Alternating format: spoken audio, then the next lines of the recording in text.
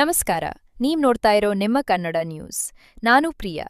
ಸರ್ಕಾರಿ ವೈದ್ಯಕೀಯ ಕಾಲೇಜನ್ನ ಸ್ಥಾಪನೆಯನ್ನು ಆಗ್ಬೇಕು ಅಂತಕ್ಕಂಥ ಸತತವಾಗಿ 4 ತಿಂಗಳ ಅಹೋರಾತ್ರಿ ಧರಣಿಯಲ್ಲಿ ಭಾಗವಹಿಸ್ತಕ್ಕಂಥ ಎಲ್ಲ ನನ್ನ ಆತ್ಮೀಯ ಹಿರಿಯರೇ, ವಿಶೇಷವಾಗಿ ಬೆಳಗಾವಿ ಅಧಿವೇಶನದಲ್ಲಿ ಕೂಡ ನಮ್ಮ ಜಿಲ್ಲೆಯಲ್ಲಿ ಇರ್ತಕ್ಕಂಥ ಯಾವ 8 ಶಾಸಕರು ಕೂಡ ಒಂದು ಧ್ವನಿ ಎತ್ತದೆ.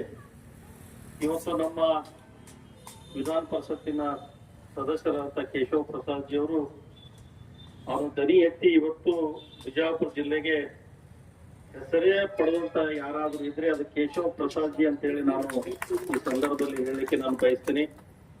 ವಿಶೇಷವಾಗಿ ಮುಸ್ಸಂಜೆಯಲ್ಲಿ ಇರ್ತಕ್ಕಂಥ ಈ ಕಾರ್ಯಕ್ರಮದಲ್ಲಿ ಭಾಗವಹಿಸಿದ ಎಲ್ಲ ನನ್ನ ಆತ್ಮೀಯ ಹಿರಿಯರೇ ಮತ್ತು ಮಾಧ್ಯಮದ ಸ್ನೇಹಿತರೆ, ನನಗನಿಸ್ತದೆ ಇವತ್ತು 4 ತಿಂಗಳ ಸತತವಾಗಿ ಈ ಹೋರಾಟದಲ್ಲಿ ಸಂಬಂಧಪಟ್ಟ ಸಚಿವರಿಗಾಗಲಿ, ಸಂಬಂಧಪಟ್ಟ ಶಾಸಕರಿಗಾಗಲಿ, ಮುಖ್ಯಮಂತ್ರಿಗಳಿಗಾಗಲಿ ತಾವು ಹೋಗಿ ಮನವಿಯನ್ನು ಕೊಟ್ಟರು ಕೂಡ, ಆದ್ರೆ ಇವತ್ತು ಈ ಕಾಂಗ್ರೆಸ್ ಸರ್ಕಾರದ ತೊಗಲು ಬಹಳ ದಪ್ಪಾಗ್ಯದ ಅಂತ ಹೇಳಿದ್ರು ತಪ್ಪಾಗ್ಲಿಕ್ಕಿಲ್ಲ ನಾವು. ಯಾಕಂದ್ರೆ ಅವ್ರಿಗೆ ಇಷ್ಟೊಂದು 4 ತಿಂಗಳ ಸತತವಾಗಿ ಕೂತರು ಕೂಡ ಅದ್ರ ಜೊತೆಯಲ್ಲಿ ಬಹಳ ಜನ ಯಾರ್ಯಾರು ಹೋಗಿದ್ರು ಕಾಣ್ತದೆ. ಇವತ್ತು ಬೆಂಗಳೂರಿಗೆ ಹೋಗಿ ಮುಖ್ಯಮಂತ್ರಿಗಳಿಗೆ ಭೇಟಿ ಮಾಡ್ತೀನಿ ಅಂತ ಕರ್ಕೊಂಡು ಹೋಗಿ ನಮ್ ಕುಲಕರ್ಣಿ ಅವರು ಬಹಳ ಮಾತಾಡಿದ್ದು ನಾನು ಕೇಳಿದೆ. ಕರ್ಕೊಂಡು ಹೋಗಿ ಅವಮಾನ ಮಾಡಿ ಕಳಿಸಿದ್ದನ್ನ ನಾವೆಲ್ಲ ಮನಸ್ಸಿನಲ್ಲಿ ಅದು ಇಲ್ಲಿ ಏನು ಹೋರಾಟದಲ್ಲಿ ಕೂತಲ್ಲ ಅವ್ರಿಗೆಲ್ಲ ಇಲ್ಲಿ ನಾವು ಹೋರಾಟದಲ್ಲಿ ಏನು ಭಾಗಿಯಾಗ್ತಕ್ಕಂಥ ಎಲ್ಲರಿಗೂ ಕೂಡ ಅವಮಾನ ಆಗಿದೆ ಅಂತಕ್ಕಂಥ ಮಾತನ್ನ ಹೇಳಲಿಕ್ಕೆ ನಾನು ಬಯಸ್ತೇನೆ. ಆದ್ರೆ ಇವತ್ತು ಈ PPP ಕಾಲೇಜ್ ಯಾಕೆ ಮಾಡಬಾರ್ದು, ಮಾಡಬೇಕು, ಖಾಸಗಿ ಯಾಕೆ ಮಾಡಬಾರ್ದು ಅನ್ನೋದು ಒಂದು ಬಹಳ ಮಹತ್ವದ ವಿಷಯ. ಇದೇನು ಇವತ್ತು ಕಳೆದ ವಿಧಾನಸಭೆಯಲ್ಲಿ ಒಬ್ಬರು ಶಾಸಕರು ಮಾತಾಡಿದನ್ನ ಕೇಳಿದೆ. PPP ಕಾಲೇಜ್ ಆದ್ರೆ ನಾವು 500 ಕೋಟಿ ರೂಪಾಯಿ ಬೇಕಾದ್ರೂ ನಾವು ತಗೋತೀವಿ ಅಂತ ಒಬ್ರು ಹೇಳಿದ್ರು. ಒಬ್ರು ನಾ ತಗೊಳ್ಳಿಲ್ಲ ಅಂದ್ರೆ ಮತ್ತೊಬ್ಬರು ತಗೋತೀನಿ ಅಂತ ಹೇಳಿದ್ರು. ಆದ್ರೆ ಇವರಿಗೆ ಬಿಜಾಪುರ ಜಿಲ್ಲೆಯಲ್ಲಿ ಸರ್ಕಾರಿ ವೈದ್ಯಕೀಯ ಕಾಲೇಜ್ ಆಗ್ಬೇಕಂತಕ್ಕಂಥ ಭಾವನೆ ಇಲ್ಲ ಅನ್ನೋದು ಇಡೀ ಜಿಲ್ಲೆಗೆ, ರಾಜ್ಯಕ್ಕೆ ಗೊತ್ತಾಗಿತ್ತು. ಆದ್ರೆ ಇವತ್ತು ಹಿಂದೆ HD ಕುಮಾರಸ್ವಾಮಿ ಅವರು ಕೂಡ ಬಂದು ಜಾಗ ಕೂಡ ನೋಡಿ ಇಲ್ಲಿ ಮೆಡಿಕಲ್ ಕಾಲೇಜಿನ ಮಾಡೋಣ ಅಂತಕ್ಕಂಥ ಒಂದು ಮಾತನ್ನು ಕೂಡ ಹೇಳಿದ್ದನ್ನು ನಾವೆಲ್ಲ ನೋಡಿದೀವಿ, ಮಾಧ್ಯಮ ಮುಖಾಂತರ ನೋಡಿದೀವಿ. ಅವು ಪರಿಶೀಲನೆ ಮಾಡಿ ಇಲ್ಲಿ ಮೆಡಿಕಲ್ ಕಾಲೇಜ್ ಆದ್ರೂ ಒಳ್ಳೇದಾಗ್ತದೆ ಅಂತಕ್ಕಂಥ ಒಂದು ವಿಷಯ ಪ್ರಸ್ತಾವನೆ ಕೂಡ ಆಗಿತ್ತು. ಆದ್ರೆ ಈ ಕಾಂಗ್ರೆಸ್ ಸರ್ಕಾರ ಬಂದ ನಂತರ ಅವ್ರು ಮಾಡಬಾರ್ದು, ದುರುದ್ದೇಶದಿಂದ ಇಲ್ಲಿ ಎಲ್ಲಿ ಮೆಡಿಕಲ್ ಕಾಲೇಜ್ ಆದ್ರೆ ನಮ್ಮ ಮೆಡಿಕಲ್ ಕಾಲೇಜಿಗೆ ಹೊರತು ಕೊಡ್ತದೆ ಅಂತ ಹೇಳಿ ಇದನ್ನ ಮಾಡಬಾರ್ದು ಅಂತ ಹೇಳಿ ಇಲ್ಲಿ ಉಸ್ತುವಾರಿ ಸಚಿವರು ಅದು ಇಟ್ಕೊಂಡು ಕೂತಾರೆ. ಅದ್ರ ಜನನು ವಿಚಾರ ಮಾಡ್ಬೇಕು, ಜಿಲ್ಲೆಯ ಜನ.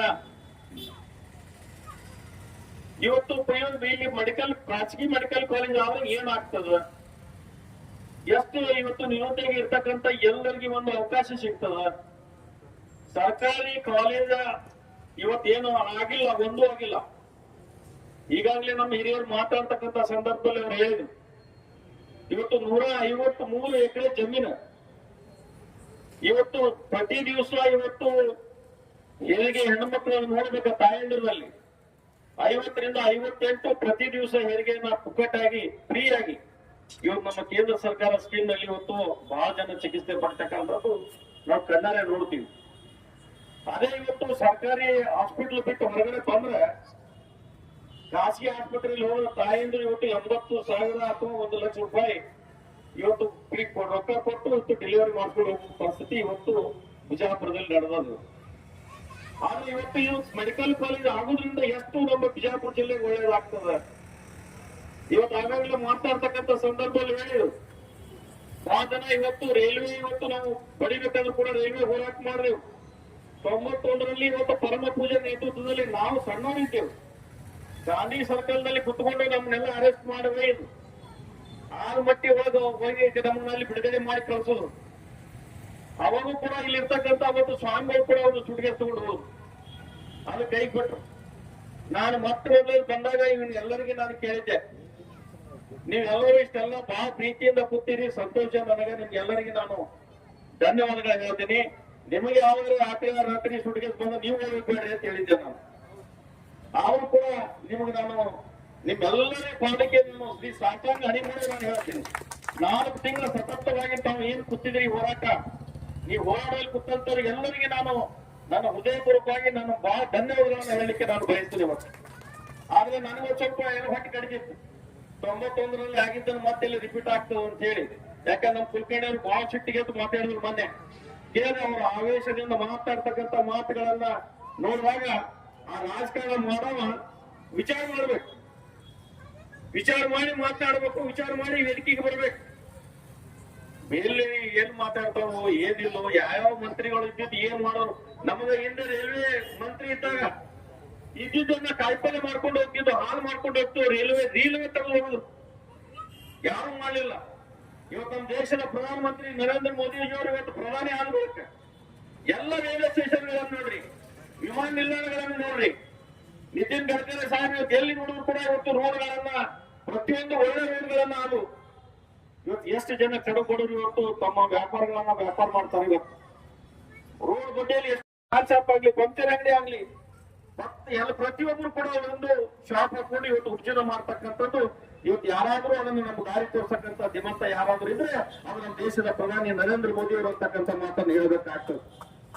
ಆದ್ರೆ ಇಲ್ಲೇ ಆಗಲ್ಪಡುವಲ್ಲಿ ನೀವು ಮೆಡಿಕಲ್ ಕಾಲೇಜಿನ ಸ್ಯಾಂಕ್ಷನ್ ಮಾಡಿಕೊಟ್ರಿ, ಬಿಜಾಪುರಕ್ಕೆ ಯಾಕೆ ಮಾಡಿಕೊಡಂಗಿಲ್ಲ? ನಾನು ಹೇಳಿದೆ ವೇದಿಕೆ ಮುಖಾಂತರ ಮೊನ್ನೆ ಒಂದು ಮಾತು ನಾನು ಹೇಳಿ ಹೋಗಿದ್ದೆ. ಯಾವಾಗ ನಮ್ಮ ಬಿಜಾಪುರ ಜಿಲ್ಲೆ ಜನ ಬಹಳ ಹೃದಯವಂತರು, ನಾನು ಕೂಡ ಒಂದು ಮಾತು ಹೇಳಿದೆ, ಕೇಶವ ಪ್ರಸಾದ್ ಜಿ ಒಂದು ಮಾತನ್ನ ಹೇಳಿ ಹೋಗಿದ್ದೀನಿ ನಾನು. ಸರ್ಕಾರ, ಕಾಂಗ್ರೆಸ್ ಸರ್ಕಾರ ಕೂಡ ಈಗಾಗಲೇ ತುಂಬಿ ತುಳುಕಾಕತ್ತಾವ, ಕುರ್ಚಿಗೆ ಹೆಂಗ್ ಹೊಡೆದಾಡಕತ್ತಾವ, ಯಾರು ಯಾವ ಮಂತ್ರಿ ಯಾರು ತಗೋಬೇಕು ಈಗ ಲಿಸ್ಟ್ ಮಾಡಕತ್ತಾವ. ಯಾರಿಗ್ ಕೈ ಬಿಡ್ತಾರೋ, ನನಗ್ ಕೈ ಬಿಡ್ತಾರೋ, ನೀನ್ ಕೈ ಬಿಡ್ತಾರೋ, ನಾ ಮುಖ್ಯಮಂತ್ರಿ ನೀ ಮುಖ್ಯಮಂತ್ರಿ ಅಂತೇಳಿ ಅವು ಇಬ್ಬರು ಬಡದಾಡೋದ್ರೆ 3ನೇ ಒಂದು ಚಾಲು ಆಗ್ಯಾವ. ನಾ ಮುಖ್ಯಮಂತ್ರಿ ಆಗ್ಬೇಕಂತೇಳಿ. ಆದ್ರೆ ಇವ್ರಿಗೆ ಬಿಜಾಪುರ ಜಿಲ್ಲೆಯಲ್ಲಿ ಮೆಡಿಕಲ್ ಕಾಲೇಜ್ ಬಗ್ಗೆ ಚಿಂತನೆ ಇಲ್ಲ. ಅದಕ್ಕೆ ನಾನು ಈ ವೇದಿಕೆ ಮುಖಾಂತರ ನಾನು ಹೇಳಿಕೆ ಬಯಸ್ತೀನಿ. ಹಿಂದವರು ಕೂಡ ಹೇಳ್ತೀನಿ, ಇವತ್ತವರು ನಾನು ಕೂಡ ಹೇಳ್ತೀನಿ, ನಮ್ಮ ಕೇಶವ ಪ್ರಸಾದ್ ಜಿ ಅವರು ಮುಂದೆ ಹೇಳ್ತೀನಿ. ಇವತ್ತು ಮುಸ್ಸಂಜೆಯಲ್ಲಿ ಇವತ್ತೇನು ವೇದಿಕೆಗೆ ಬಂದು ತಮ್ಮ ಉದ್ದೇಶ ಅವರು ಮಾತನಾಡೋದ. ನಾನು ಹೇಳಿ ಕಾಂಗ್ರೆಸ್ ಸರ್ಕಾರ ಮಾಡ್ತು ಟೀಕ್ ಮಾಡಿ ಅಂದ್ರೆ ಬಿಜಾಪುರ ಜಿಲ್ಲೆಯಲ್ಲಿ ಬಹಳ ಹೃದಯವಂತರಿದಾವೆ. ಶ್ರೀಗಳು ಜೋಳಿಗೆ ಹಾಕೊಂಡು ಮನೆ ಮನೆ ತಿರುಗಾಡಿ ಇವತ್ತು BLD ಸಂಸ್ಥೆಯನ್ನು ಕಟ್ಟಿರ್ತಂತ ಪುಣ್ಯಾತ್ಮರು ಇವತ್ತು ಮಾತರು ಇವತ್ತು ನಮ್ಮ ಮಕ್ಕಳು ವಿದ್ಯಾಭ್ಯಾಸ ಮಾಡ್ತಾರೆ. ಆದ್ರೆ ನಾನು ಒಂದು ವೇದಿಕೆ ಮುಖಾಂತರ ಹೇಳಿಕ್ ಬಯಸಿದ್ರೆ, ಈಗ ಏನಾದ್ರು ನಿಮ್ ಕಾಂಗ್ರೆಸ್ ಸರ್ಕಾರದವ್ರು ನಿಮ್ ಮಾಡಕ್ ಆಗ್ಲಿಲ್ಲ ಅಂತಂದ್ರ ನೀವು ಬಂದ್ ಗಾಂಧಿ ಚೌಕ್ನ ಕೈ ಎತ್ ನಿಂತ್ರಿ, ನಾವ್ ಆಗಂಗಿಲ್ಲ ಆದೇಶ ಮಾಡ್ಕೊಡ್ರಿ. ಬಿಜಾಪುರ ಜಿಲ್ಲೆ ಪ್ರತಿಯೊಬ್ಬ ಕಡು ಬಡವರು ಮನೆ ಮನೆ ತಿರುಗಾಡಿ ಪಟ್ಟಿ ಎತ್ತಿ ಇವತ್ತು ಬಿಜಾಪುರ ಮೆಡಿಕಲ್ ಕಾಲೇಜನ್ನು ನಾವು ಮಾಡ್ತೀವಿ. ಇಲ್ಲಾಂದ್ರೆ ಮುಂದಿನ ದಿನಮಾನಗಳೇ ಬಹಳ ದಿವಸ ಇಲ್ಲ. ಈ ಮುಖ್ಯಮಂತ್ರಿ ಏನು ಬಡದಾಡಕತ್ತಾರ, ಇವ್ರು ಬಹಳ ದಿವಸ ಹೋಗಂಗಿಲ್ಲ. ಮುಂದಿನ ದಿನಮಾನಗಳಲ್ಲಿ ಕರ್ನಾಟಕ ರಾಜ್ಯದಲ್ಲಿ ಇವತ್ತು ನಮ್ಮ ಭಾರತೀಯ ಜನತಾ ಪಕ್ಷ ಸರ್ಕಾರ ಬಂದೇ ಬರ್ತದೆ. ಮೊಟ್ಟ ಮೊದಲಿಗೆ ಯಾವಾಗಲೂ ಮಾಡಿದ್ರೆ ಇವತ್ತು ಕೇಶವ ಪ್ರಸಾದ್ ಜಿ ಅವರು ಹೇಳ್ತೀರಿ, ಮುಂದಿನ ದಿನಮಾನಗಳಿಗೆ ಭಾರತೀಯ ಜನತಾ ಪಕ್ಷ ಸರ್ಕಾರ ಬಂದ ನಂತರ ಮೊಟ್ಟ ಮೊದಲು ಯಾವಾಗಲೂ ಮಾಡಿದ್ರೆ ಬಿಜಾಪುರಕ್ಕೆ ಅದು ಮೆಡಿಕಲ್ ಕಾಲೇಜನ್ನು ನಾವು ಮಾಡ್ತೀವಿ ಅಂತಕ್ಕಂಥ ಮಾತನ್ನ ಹೇಳಿದೀವಿ ನಾವು. ಆದ್ರೆ ಈ ದಿಶೆಯಲ್ಲಿ ಇವತ್ತು ಹೋರಾಟದಲ್ಲಿ ನೋಡಿದ್ರೆ ಮೊನ್ನೆ ತಾಯಿ ರಾತ್ರಿ 12 ಗಂಟೆಗೆ ಇಲ್ಲೆಲ್ಲ ಉರಿ ಹಚ್ಕೊಂಡು ಕೂತಿದ್ರು. ಆ ತಾಯಿ ನೋಡಿ ಇಲ್ಲಿರ್ತಕ್ಕಂಥ ಎಲ್ಲ ನೋಡಿ ನಾನು ಒಂದು ಜೋಡಿ ಒಂದು ತಾಸು ಸಮಯ ಕಳೆದು ಹೋದೆ. ಮನುಷ್ಯನಿಗೆ ಕಳ್ಳು ಇರ್ತಾರೆ, ಕಳ್ಳು ಚುರುಕಾಗ್ತಾವ. ಈ ಕಾಂಗ್ರೆಸ್ನವ್ರಿಗೆ ಕಳ್ಳಿಲ್ಲ, ಅವೆಲ್ಲ ಕಗು ದಪ್ಪ ಆಗಿಬಿಟ್ಟಾವ. ಯಾಕಂದ್ರೆ ಅದಕ್ಕೆ ನಾನು ಏನ್ ಇವತ್ತು ಕೇಶವ ಪ್ರಸಾದ್ ಜಿ ಅವರು ಬಂದಿದ್ದಾರೆ. ಆದ್ರೆ ಈ ದಿಶೆಯಲ್ಲಿ ಏನ್ ನಾವು ಮಾತನಾಡಿದೀವಿ ಆ ಮಾತಿನ ಪ್ರಕಾರ ಇವತ್ತು ಕಾಂಗ್ರೆಸ್ ಎಚ್ಚೆತ್ತುಕೊಂಡು ಇವತ್ತೇನು ಬಿಜಾಪುರ ಜಿಲ್ಲೆಯಲ್ಲಿ ಇರ್ತಕ್ಕಂಥ ಮಂತ್ರಿಗಳು ಯಾವುದೇ ಮಂತ್ರಿ ಇರಲ್ಲ, ಇಲ್ಲೇನು ಯಾರು ದುಡ್ಡಿಗಾಗಿ ಬಂದು ಕೂತು ಅವ್ರ ಹತ್ತಿ ಕೊಡ್ತಕ್ಕಂಥ ವ್ಯಕ್ತಿಗಳಲ್ಲ. ಯಾರು ಇವತ್ತು ಕೈಲಿ ಖರ್ಚು ಮಾಡಿ ತಮ್ಮ ಹೆಂಡತಿ ಮಕ್ಕಳು ಎಲ್ಲರನ್ನು ಬಿಟ್ಟು 4 ತಿಂಗಳು ಸತತವಾಗಿ ಕೂತಿದಾರಲ್ಲ, ನಿಮ್ಗೆ ನಾಚಿಕೆ ಬರ್ಬೇಕು ಮಾತಾಡ್ಬೇಕಾದ್ರೆ. ಎಲ್ಲಿವರೆಗೆ ಬಿಜಾಪುರ ಜಿಲ್ಲೆಯಲ್ಲಿ ಹೊಂದಾಣಿಕೆ ಮಾಡ್ಕೊಂಡು ನೀವು ರಾಜಕಾರಣ ಮಾಡ್ತೀರಿ, ನೀವು ತುಳು ಮಾಡಿ ನೀವು ಶಾಸಕರಾಗ್ತೀರಿ. ಆದ್ರೆ ಇವತ್ತು ನೀವು ಹೋರಾಟ ಇವತ್ತು ನೀವು ಮಾಡಿದಿರಿ. ಬಹಳ ಜನ ಆ ಹೋರಾಟ ಮಾಡ್ಬೇಕಾದ್ರೆ ನೀವು ದುಡ್ಡು ತಗೊಂಡೇ ನೀವು ಹೋರಾಟ ಮಾಡಿರ್ಬೇಕು. ಆ ದುಡ್ಡು ತಗೊಂಡು ಹೋರಾಟ ಮಾಡಿದ್ರಿ ಅಂತ ಹೇಳಿ ಇವತ್ತು ಅದು ನಿಮ್ಮ ನೆನಪಾಗಿ ಇವರು ವೇದಿಕೆ ಮೇಲೆ ಕೂತಂತವ್ರು ದುಡ್ಡಿಗೆ ಪಗಾರ ಗಳಿಸ್ತಿರ್ತಾರ ಅಂತ ಹೇಳ್ತಿರಲ್ಲ, ನಿಮ್ ಮಾನ ಮರ್ಯಾದೆ ನಾಚಿಕೆ ಇಲ್ಲ ಅಂತಕ್ಕಂಥ ಮಾತನ್ನ ಹೇಳಕತ್ತೀನಿ ನಾನು. ಆದ್ರೆ ಯಾರು ಯಾರಿಗೆ ದುಡ್ಡಿಗೆ ಆಸೆಗೆ ಕೂಡ್ತಕ್ಕಂಥ ಹೋರಾಡುವ ವೇದಿಕೆ ಮೇಲೆ ಇರ್ತಕ್ಕಂಥ ವ್ಯಕ್ತಿಗಳಲ್ಲ. ಆದ್ರೆ ನೀವು ಮಾತಾಡ್ತಕ್ಕಂಥ ಜಿಲ್ಲೆಯಲ್ಲಿ ನೀವು ಕ್ಷಮಾಯಾಚನೆ ಕೇಳಬೇಕು. ನೀವು ಕ್ಷಮಾ ಕೇಳಿಲ್ಲ ಮುಂದಿನ ದಿನಮಾನಗಳಲ್ಲಿ ನಿಮ್ ಬಾಯ ಹುಳ ಬಿದ್ದು ಹೋಗ್ತೀರಿ, ಹುಳ ಬಿದ್ದು ಹೋಗ್ತೀರಿ, ನೀವು ನೆನಪಿಟ್ಕೊಂಡು ನೀವು. ಅದಕ್ಕೆ ಇವತ್ತು ನಿಮ್ಮೆಲ್ಲರ ಉದ್ದೇಶಿ ನನಗೆ ಮಾತಾಡಕ್ಕೆ ಅವಕಾಶವನ್ನು ಕೊಟ್ಟಿದ್ದೀವಿ. ಈ ಹೋರಾಟ ಇಲ್ಲಿಗೆ ನಿಲ್ಲಂಗಿಲ್ಲ. ಈ ಹೋರಾಟ ಎಲ್ಲಿವರೆಗೆ ಇರ್ತದೆ ನಾವು ನಿಮ್ ಜೊತೆ ಇರ್ತೀವಿ ಅಂತಕ್ಕಂಥ ಮಾತನ್ನ ಈ ಸಂದರ್ಭದಲ್ಲಿ ನಾನು ಹೇಳಿ, ನಾನು ಹೆಚ್ಚಿಗೆ ಮಾತನಾಡಿದ್ರು ಕೂಡ ಕ್ಷಮೆ ಕೇಳಿ, ಹೆಚ್ಚಿಗೆ ಮಾತಾಡ್ಲಿಕ್ಕೆ ಹೋಗಂಗಿಲ್ಲ. ಆದ್ರೂ ಕೂಡ ನನಗೆ ಅಂಜಿಸಿ ಪಿಪಿಪಿ ಬೇಕಂತೇಳಿ ಯಾರು ಕೇಳಿದ್ರು ನಮಗೆ ಗೊತ್ತಿಲ್ಲ. ಈ ರಾಜ್ಯದ ಮುಖ್ಯಮಂತ್ರಿ ಸಿದ್ದರಾಮಯ್ಯನವರಿಗೆ ಪಿಪಿಪಿ ಮೆಡಿಕಲ್ ಕಾಲೇಜ್ ಬಿಜಾಪುರ ಬೇಕಂತೇಳಿ ಕೇಳಿದವ್ರು ಯಾರು? ಯಾವ ಹಿತಾಸಕ್ತಿನಲ್ಲಿ ತರ್ತಾ ಇದ್ರಿ ನೀವು? ಅತ್ಯಂತ ಹಿಂದುಳಿದ ಜಿಲ್ಲೆ, ಬಡವರು, ಕಾರ್ಮಿಕರು, ಕೂಲಿಕಾರರು, ರೈತರು ಅತಿ ಹೆಚ್ಚಿನ ಸಂಖ್ಯೆಯಲ್ಲಿರುವಂತಹ ಈ ಜಿಲ್ಲೆ, ಸತತ ಬರಗಾಲದಲ್ಲಿ ನಷ್ಟ ಅನುಭವಿಸುವಂತ ಜಿಲ್ಲೆ, ಇದಕ್ಕೊಂದು ಸರ್ಕಾರಿ ಮೆಡಿಕಲ್ ಕಾಲೇಜ್ ಕೊಡಬೇಕನ್ನುವಂತ ಒಂದು ಅವಧಾನ ನಿಮ್ಮ ಈ ರಾಜ್ಯ ಸರ್ಕಾರಕ್ಕೆ ಇಲ್ವಲ್ಲ, ಅತ್ಯಂತ ದುರದೃಷ್ಟಕರ, ಖಂಡನೀಯವಾದಂಥದ್ದು. ಎರಡನೇದಾಗಿ, ನಮ್ಮ ಇಲ್ಲಿ ಜಿಲ್ಲೆ ಎಲ್ಲ ಜನಪ್ರತಿನಿಧಿಗಳಲ್ಲಿ ನಾವು ಮನವಿ ಮಾಡ್ಕೊಂಡಿದೀವಿ. ಈ ರಾಜ್ಯದ ಮುಖ್ಯಮಂತ್ರಿ ಅವರಿಗೆ ಮನವಿ ಕೊಟ್ಟಿದ್ದೀವಿ, ಉಪಮುಖ್ಯಮಂತ್ರಿ ಅವರಿಗೆ ಕೊಟ್ಟಿದ್ದೀವಿ, ಆಲ್ಮಟ್ಟಿಗೆ ಬಂದಾಗ ಬೆಂಗಳೂರಿನಲ್ಲಿ ಭೇಟಿಯಾಗಿ ಮನವಿ ಪತ್ರ ಕೊಟ್ಟಿದ್ದೀವಿ. ವೈದ್ಯಕೀಯ ಶಿಕ್ಷಣ ಸಚಿವರು ಡಾಕ್ಟರ್ ಶರಣ್ ಪ್ರಕಾಶ್ ಪಾಟೀಲ್ ಗುಲ್ಬರ್ಗ ಅವ್ರ ಮನೆಗೆ ಹೋಗಿ ನಾವು ಮನವಿ ಪತ್ರ ಕೊಟ್ಟು ಬಂದಿವಿ. ಶಾಸಕರು, ಎಲ್ಲ ಶಾಸಕರಿಗೆ ಅವ್ರ ಮನೆಗೆ ಹೋಗಿ ಮನವಿ ಪತ್ರ ಕೊಟ್ಟು ರಿಸೀವ್ಡ್ ಕಾಪಿ ತಗೊಂಡಿದೀವಿ ನಾವು. ಆದ್ರೆ ಒಂದು ಬೆಳಗಾವಿ ಅಧಿವೇಶನದಲ್ಲಿ ಏನು ಈ ಒಂದು ಬೇಡಿಕೆ ಬಗ್ಗೆ ಧ್ವನಿ ಎತ್ತಿದ್ರು ನಮ್ಮ ಈ ಕೇಶವ ಪ್ರಸಾದ್ ಸಾಹೇಬರು, ಅವ್ರಿಗೆ ನಾನು ಧನ್ಯವಾದಗಳನ್ನು ಹೇಳ್ತೀನಿ. ಮೊಟ್ಟ ಮೊದಲನೇ ಬಾರಿಗೆ ಅವ್ರು ಧ್ವನಿ ಎತ್ತಿದ್ರೆ ಬಹಳ ಸಂತೋಷ ಆಯ್ತು ನಮ್ಗೆ. ಅವ್ರು ಧ್ವನಿ ಎತ್ತಿದ್ದಕ್ಕೆ ಏನು ಉತ್ತರ ಕೊಟ್ಟಿದ್ದಾರೆ ಅದನ್ನ ಬರವಣಿಗೆಯಲ್ಲಿ ಕೂಡ ಬಂದಿದೆ. ನಿಮ್ ಗಮನಕ್ಕೆ ಬಂದಿದ್ದಿಲ್ಲ ಅಂತ ಕೇಳಿದ್ರೆ ಸಾಹೇಬ್ರು 2.5 ತಿಂಗಳಾಯ್ತು ಧರಣಿ ಕೊಟ್ಟು ನಿಮ್ ಗಮನ ಬಂದಿಲ್ಲ ಸರ್ಕಾರಕ್ಕೆ ಅಂತ ಕೇಳಿದ್ರೆ ನಮ್ ಗಮನಕ್ಕೆ ಬಂದಿದೆ ಅಂತ ಒಪ್ಕೊಳ್ಬೇಕಾಯ್ತು ಸರ್ಕಾರ.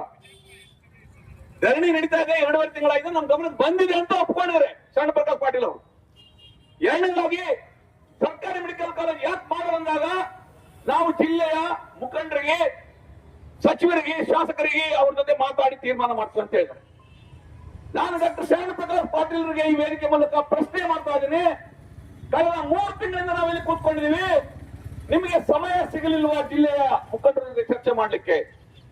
ಜಿಲ್ಲೆಯ ಇನ್ಚಾರ್ಜ್ ಮಿನಿಸ್ಟರ್ ಜೊತೆ ಚರ್ಚೆ ಮಾಡ್ಲಿಕ್ಕೆ ನಿಮಗೆ ಸಮಯ ಸಿಗಲಿಲ್ವಾ? ಮುಖ್ಯಮಂತ್ರಿ ಜೊತೆ ಮಾತಾಡ್ಲಿಕ್ಕೆ ನಿಮ್ಗೆ ಸಮಯ ಸಿಗಲಿಲ್ವಾ? ಆದರೆ ಯಾರು ನಿಮಗೆ ತಡೆಗಟ್ತಾ ಇದ್ದಾರೆ ಮಾತಾಡ್ಲಿಕ್ಕೆ? ಇದು ನಮ್ಮ ಪ್ರಶ್ನೆ ಇದೆ ಹೋರಾಟ ಸಮಿತಿಯಿಂದ. ಇವತ್ತು ನಾವು ಹೋಗ್ತಾ ಇದೀವಿ, 26ನೇ ದಿವಸ 100 ದಿವಸ ಆಗ್ತದೆ. ನಾವು 100 ದಿವಸಕ್ಕೆ ತೀರ್ಮಾನ ಮಾಡಿದೀವಿ, ಜಿಲ್ಲಾ ಇನ್ಚಾರ್ಜ್ ಮಿನಿಸ್ಟರ್ ಮನೆ ಮುಂದೆ ಧರಣಿ ಮಾಡ್ಬೇಕಂತ ಹೇಳ್ಬಿಟ್ಟು. ಆಲ್ರೆಡಿ ನಮ್ಮ ಹೋರಾಟ ಸಮಿತಿ ತೀರ್ಮಾನ ಆಗಿದೆ.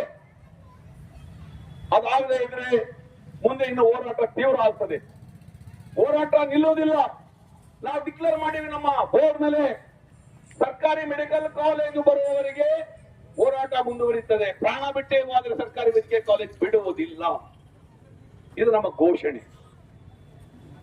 ಹೋಗ್ಲಿ ಎಷ್ಟು ದಿವಸ ಹೋರಾಟ? ನಾವೇನು ಸ್ವಂತಕ್ಕೆ ಮನೆ ಕೇಳ್ತಾ ಇಲ್ಲ ಅಥವಾ ಸರ್ಕಾರದಿಂದ ಇನ್ನೇನೋ ಕೇಳ್ತಾ ಇಲ್ಲ. ನಾವು ಇಡೀ ಜಿಲ್ಲೆಯ ಬಡಜನರಿಗಿರುವಂತಹ ಒಂದು ಸರ್ಕಾರಿ ಆಸ್ಪತ್ರೆ, 150 ಎಕರೆ ಜಮೀನಿದೆ, ಟ್ರಾಮಾ ಸೆಂಟರ್ ಇದೆ, ತಾಯಿ ಮಗುನ ಆಸ್ಪತ್ರೆ ಇದೆ, ಎಲ್ಲ ಹೈಟೆಕ್ ಆಪರೇಷನ್ ಸೆಂಟರ್ಸ್ ಇದೆ, TNB ಕೋರ್ಸ್ ನಡೀತಾ ಇದೆ ಆಲ್ರೆಡಿ ಕಳೆದ 2 ವರ್ಷಗಳಿಂದ. ಎಲ್ಲ ಸಂಪನ್ಮೂಲಗಳಿದೆ. MBBS ಅಲ್ಲ, ಇವಾಗ MBBS ಒಂದ್ಬಿಟ್ರೆ MD, ಆಮೇಲೆ MS ನೆಕ್ಸ್ಟ್ ಇಯರ್ ಇಂದ ಸ್ಟಾರ್ಟ್ ಆಗ್ತಾ ಇದೆ. ಇಲ್ಲಿ ನಮ್ಮ ಇನ್ಸ್ಟಿಟ್ಯೂಟ್ ನಲ್ಲಿ ಆಲ್ರೆಡಿ ಗವರ್ಮೆಂಟ್ ಆದೇಶ ಆಗಿದೆ. ನಮ್ಮ ಜಿಲ್ಲಾ ಆಸ್ಪತ್ರೆಯಲ್ಲಿ 2018ರಲ್ಲಿ ರಾಜ್ಯ ಸರ್ಕಾರದಿಂದ ಬಂದಿರುವಂತಹ ಒಂದು ಆಯೋಗ ಏಮ್ಸ್ ಇನ್ಸ್ಟಿಟ್ಯೂಟ್ ನ ರಿಕಮೆಂಡ್ ಮಾಡಿದ್ದಾರೆ. ಕರ್ನಾಟಕದಲ್ಲಿ 3 ಕಡೆ, ಅದರಲ್ಲಿ ಬಿಜಾಪುರ ಕೂಡ ಏಮ್ಸ್ ಇನ್ಸ್ಟಿಟ್ಯೂಟ್ ಸ್ಟಾರ್ಟ್ ಮಾಡಲಿಕ್ಕೆ ಯೋಗ್ಯ ಇದೆ ಅಂತ ಹೇಳಿ ಒಂದು ವರದಿ ನಮ್ಮಲ್ಲಿ ಅದ್ರ ಕಾಪಿ ಇದೆ, ಗವರ್ಮೆಂಟ್ ಹೋಗಿದೆ ರಿಪೋರ್ಟ್. ಅಲ್ಲಿಂದ ಇಲ್ಲಿವರೆಗೆ ಏನೂ ಮೂವ್ ಆಗಿಲ್ಲ. ಎಲ್ಲಿ ಫೈಲ್ ಇದೆ ಅಲ್ಲೇ ಇದೆ. ಇಲ್ಲಿಂದ ರಿಪೋರ್ಟ್ ಹೋಗ್ಬೇಕಾದ್ರೆ 2 ವರ್ಷ ಟೈಮ್ ತಗೊಂಡಿದ್ದಾರೆ. ಗುಲ್ಬರ್ಗ, ಇದು ಬಿಜಾಪುರದಿಂದ ರಿಪೋರ್ಟ್ ನಮ್ಮ ಹಾಸ್ಪಿಟಲ್ ಹೋಗ್ತಾರೆ. ಈಗ ಪುತ್ತೂರು ಅಂತ ಒಂದು ಕಡೆಗೆ ಒಬ್ಬ MLA ಅಲ್ಲಿ ಶಾಸಕರು ಪ್ರಯತ್ನದಿಂದಾಗಿ ಸರ್ಕಾರಿ ಮೆಡಿಕಲ್ ಕಾಲೇಜ್ ಸ್ಯಾಂಕ್ಷನ್ ಮಾಡಿಕೊಂಡ್ರು. ನಮ್ಮ ಇಲ್ಲಿ ಬಾಗಲಕೋಟ್ನಲ್ಲಿ ಅಲ್ಲಿನ ಶಾಸಕರು ಪ್ರಯತ್ನ ಮಾಡಿ 550 ಕೋಟಿ ರೂಪಾಯಿ ಮೆಡಿಕಲ್ ಕಾಲೇಜ್ಗೋಸ್ಕರ ಸ್ಯಾಂಕ್ಷನ್ ಆಯ್ತು ಇವತ್ತ. ಕನಕಪುರ್ನಲ್ಲಿ ಒಂದಿಂಚು ಸರ್ಕಾರಿ ಜಾಗ ಇಲ್ಲ, 100 ಕೋಟಿ ರೂಪಾಯಿ ಹತ್ರ ಬರೀ ಲ್ಯಾಂಡ್ ಖರೀದಿ ಮಾಡ್ಲಿಕ್ಕೆ ಕೊಡ್ತಾರೆ ಇವರು. ಆದ್ರೆ ಅತ್ಯಂತ ಹಳೆ ಜಿಲ್ಲೆ ಬಿಜಾಪುರ ಜಿಲ್ಲೆ, ಇಲ್ಲಿಗೆ ಮೆಡಿಕಲ್ ಕಾಲೇಜ್ ಕೊಡ್ಲಿಕ್ಕೆ ಇವ್ರ ಹತ್ರ ದುಡ್ಡಿಲ್ಲ ಅಂತ ಹೇಳಿದ್ರು ಮುಖ್ಯಮಂತ್ರಿ ನಾವು ಹೇಳಿದ್ರೆ ನಮ್ಮ ಹತ್ರ ದುಡ್ಡಿಲ್ಲ ಸರ್ಕಾರ ಹತ್ರ. ಯಾವ್ದಾವ್ದು ನೀವು ಖರ್ಚು ಮಾಡ್ತಾ ಇದ್ರಿ, ಶಾಸಕರ ಸಂಬಳವನ್ನು ನೀವು ಚರ್ಚೆ ಮಾಡೋದನ್ನೇ ಡಬಲ್ ಮಾಡ್ಕೊಂಡ್ರಿ ಅಸೆಂಬ್ಲಿನಲ್ಲಿ. ಮತ್ತೆ ಒಂದು ಸರ್ಕಾರಿ ಜನರ ಆರೋಗ್ಯವನ್ನು ಕಾಪಾಡಲಿಕ್ಕೆ ಒಂದು ಸರ್ಕಾರಿ ಮೆಡಿಕಲ್ ಕಾಲೇಜ್ ಕೊಡ್ಲಿಕ್ಕೆ ಏನಾಗಿದೆ ನಿಮಗೆ? ಒಂದು ವರದಿ ಪ್ರಕಾರ ಕೇವಲ 100-200 ಕೋಟಿ ರೂಪಾಯಿ ಕೊಟ್ಟರೆ ಇಲ್ಲಿ ಮೆಡಿಕಲ್ ಕಾಲೇಜ್ ಮಾಡಬಹುದು ಅನ್ನುವಂತ ವರದಿ ಇದೆ. ಇಲ್ಲಿನ ಸಂಪನ್ಮೂಲಗಳು ನೋಡಿದ್ರೆ ಸರ್ಕಾರ ಹೇಳ್ತಾ ಇರೋದು 610 ಕೋಟಿ ರೂಪಾಯಿ ಬೇಕು ಸ್ಟಾರ್ಟಿಂಗ್ ಫಂಡ್, ಎವ್ರಿ ಇಯರ್ 200 ಕೋಟಿ ರೂಪಾಯಿ ಬೇಕಂತ ಹೇಳ್ತಾರೆ. ಈಗ ನೀವು 100 ಕೋಟಿ ಸ್ಯಾಂಕ್ಷನ್ ಮಾಡಿ ಸ್ಟಾರ್ಟ್ ಮಾಡ್ರಲ್ಲ, ನೆಕ್ಸ್ಟ್ ಬಜೆಟ್ ನಲ್ಲಿ ಫಂಡ್ ಕೊಡ್ರಿ. ಯಾವ್ದು ಕೂಡ ಮಾಡಕ್ ಸಾಧ್ಯ ಇಲ್ಲ ಅನ್ನುವಂತ ರೀತಿಯಲ್ಲಿ ವರ್ತನೆ ಮಾಡ್ತಾ ಇದ್ರೆ ಯಾಕೆ ಅನ್ನೋದು ನಮ್ಗೆ ಪ್ರಶ್ನೆ ಕಾಡ್ತಾ ಇದೆ. ಆದ್ರಿಂದ ಸ್ನೇಹಿತರೆ, ನಮ್ಮ ಹೋರಾಟ ನಿಲ್ಲುವುದಿಲ್ಲ. ನಮ್ಮ ಹೋರಾಟ ಪಕ್ಷಾತೀತವಾಗಿದೆ, ನಮ್ಮ ಹೋರಾಟ ಜಾತ್ಯತೀತವಾಗಿದೆ, ನಮ್ಮ ಹೋರಾಟ ಧರ್ಮಾತೀತವಾಗಿದೆ. ಕೇವಲ ಮೆಡಿಕಲ್ ಕಾಲೇಜ್ ನಾವು ನಮ್ಮ ವೇದಿಕೆಗೆ ಸ್ವಾಗತಿಸ್ತಾ ಇದೀವಿ. ಈಗಾಗಲೇ ಸುಮಾರು 200 ಸಂಘ ಸಂಸ್ಥೆಗಳು, 200ಕ್ಕಿಂತ ಹೆಚ್ಚಿಗೆ ಸಂಘ ಸಂಸ್ಥೆಗಳು ಬಂದು ಬೆಂಬಲ ಕೊಟ್ಟು ಲೆಟರ್ ಕೊಟ್ಟು ಹೋಗಿದ್ದಾರೆ. ಅವರು ಕೂಡ ಮುಖ್ಯಮಂತ್ರಿ ಲೆಟರ್ ಕಳಿಸಿದ್ದಾರೆ. ಇವತ್ತು ಇಷ್ಟು ಜಿಲ್ಲೆಯಲ್ಲಿ ಜನ ಬೆಂಬಲ, ಇಲ್ಲಿ ನಡಿಬೇಕಾದ್ರೆ ಟೆಂಟ್, ಶಾಮಿಯಾನ, ಇಲ್ಲಿ ಮಧ್ಯಾಹ್ನದ ಊಟ, ನೈಟ್ ಊಟ ಎಲ್ಲ ದಾನಿಗಳು ಕೊಡ್ತಾ ಇದ್ದಾರೆ. ಬಿಜಾಪುರದ ಜನ ಹೆಲ್ಪ್ ಮಾಡ್ತಾ ಇದ್ದಾರೆ. ಅವ್ರು ಹೇಳ್ತಾರೆ, ಯಾವ ಕಾರಣಕ್ಕೂ ನೀವು ಎದ್ದೋಗಬೇಡಿ ಈ ಸ್ಥಳದಿಂದ, ನಿಮ್ಗೆ ಏನ್ ಬೇಕು ನಾವು ಸಹಾಯ ಮಾಡ್ತೀವಿ, ನಿಮ್ಗೆ ಬೇಕಾದದನ್ನ ನಾವು ಕೊಡ್ತೀವಿ. ನೀವು ಕೇಳ್ತಾ ಇರೋದು ನ್ಯಾಯ ಇದೆ. ಈ ರಾಜ್ಯ ಸರ್ಕಾರ ಬಿಜಾಪುರ ಜಿಲ್ಲೆಗೆ ದ್ರೋಹ ಬರೆದಿದೆ, ಅನ್ಯಾಯ ಮಾಡಿದೆ. ಇದನ್ನು ಸರಿಪಡಿಸಬೇಕಾದ್ರೆ ಈ ಹೋರಾಟವನ್ನು ಬಲಪಡಿಸಿ, ಹೋರಾಟವನ್ನು ಮುಂದುವರಿಸಿ ನಾವೆಲ್ಲ ನಿಮ್ ಜೊತೆ ಇದೀವಂತೆ ಬಿಟ್ಟು ಇವತ್ತು ಇಡೀ ಬಿಜಾಪುರ ಜಿಲ್ಲೆಯ ಜನತೆ ನಮ್ಮನ್ನು ಹಾರೈಸ್ತಾ ಇದ್ದಾರೆ. ನಾವು ಅದಕ್ಕೇನೆ ಜಿಲ್ಲೆಯ ಜನಪ್ರತಿನಿಧಿಯಾಗಿ ಮತ್ತೊಮ್ಮೆ ಈ ವೇದಿಕೆ ಮೂಲಕ ಮನವಿ ಮಾಡ್ಕೊಳ್ತಾ ಇದ್ದೀನಿ, ದಯಮಾಡಿ ಯೋಚನೆ ಮಾಡಿ. ಇದು ಯಾರು ವೈಯಕ್ತಿಕ ಸಮಸ್ಯೆ ಅಲ್ಲ, ನಾವ್ಯಾರು ಕೂಡ ವೈಯಕ್ತಿಕವಾಗಿಲ್ಲ. ಕಳೆದ 3 ತಿಂಗಳ ಮತ್ತಷ್ಟು ಸುದ್ದಿಗಾಗಿ ನೋಡ್ತಾ ಇರಿ ನಿಮ್ಮ ಕನ್ನಡ ನ್ಯೂಸ್. ಲೈಕ್ ಮಾಡಿ, ಸಬ್ಸ್ಕ್ರೈಬ್ ಮಾಡಿ, ಶೇರ್ ಮಾಡುವುದು ಮರೆಯಬೇಡಿ.